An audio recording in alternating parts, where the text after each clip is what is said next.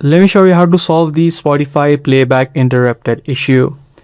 The first thing that you can do in these types of situations is quickly restart the application. So what you need to do is close the app of Spotify from the recent app list and try to open it up again. Now if this solution does not work out for you, the second thing that you can do is try to clear the app cache within the settings of the Spotify app. So just tap and hold the app, head over to this eye icon. Once you're inside, head over to storage, and right here you'll see the option which says clear cache.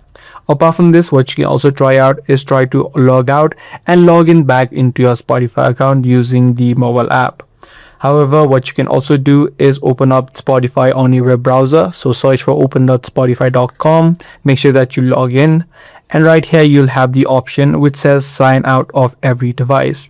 So once you could do this, you'll be signed out of every device that you currently log into. And once you now sign in back using the application, you should be able to fix the Spotify playback interrupted error. If these steps still don't work out for you, what you can also do is uninstall Spotify from your device and then again re-download it. This ensures that you have the latest version and any sort of bugs which may be causing the issue should be fixed. So I do hope this guide video was helpful. If it was, be sure to subscribe. That's going to be all for today. I'm going to see you in the next video.